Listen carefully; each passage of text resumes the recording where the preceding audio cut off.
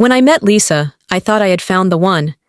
We had that rare connection people dream about, the kind that makes you believe in soulmates. We had been together for 6 years, married for 3, and I truly believed we were building a life together. Then, everything fell apart. At first, it was small things I ignored because I didn't want to believe something was wrong. She started working late more often, claiming she had extra projects to finish. She was constantly on her phone, smiling at messages, but never sharing what was so funny. Our intimacy declined, and when I tried to ask if something was wrong, she brushed it off with vague excuses about stress. I wanted to trust her. I wanted to believe that the woman I loved would never betray me. But there was something in the way she avoided my eyes when I asked where she was going, something in the way she clung to her phone as if it held her deepest secrets. My gut told me something was off, and no matter how much I tried to silence it, I couldn't shake the feeling. One night, while she was in the shower, I gave in to my suspicions.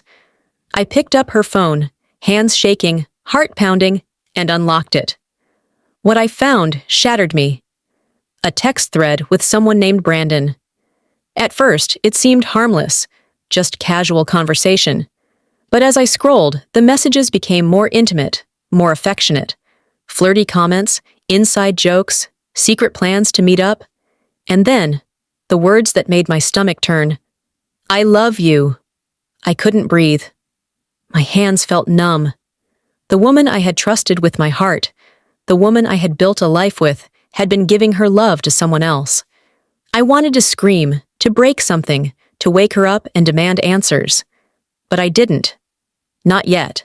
For the next few weeks, I watched her closely. I pretended everything was fine while I gathered proof. I saw her lies in real time. How she would kiss me goodbye, telling me she had a long day at work ahead, only for me to check her location and see she was at a hotel.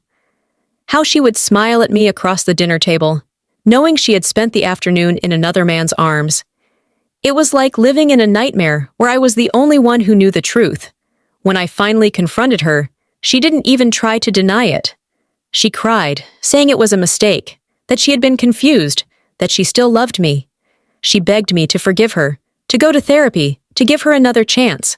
But how do you forgive someone who looked you in the eyes and lied every single day? I couldn't. I packed a bag and left that night. The next morning, I filed for divorce.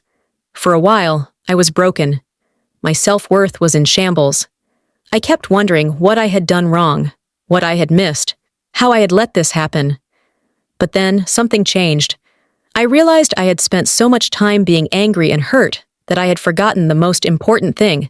I still had my life, and I wasn't about to waste it grieving for someone who never valued me. So, I changed. I hit the gym, got in the best shape of my life. I updated my wardrobe, got a fresh haircut, and started focusing on myself. I reconnected with old friends, picked up new hobbies, and for the first time in years, I felt like me. Again. Then I met Claire. She was different from Lisa in every way, genuine, kind, and fiercely loyal. She didn't play games. She didn't make me question my worth. Being with her felt effortless, like breathing. I didn't expect to fall for someone so soon, but it happened. And it felt right.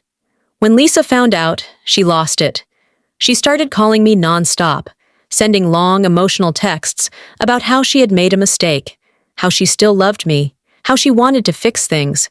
She even showed up at my apartment one night, standing in the rain like a scene from some cliché movie, begging me to talk. But I didn't owe her anything.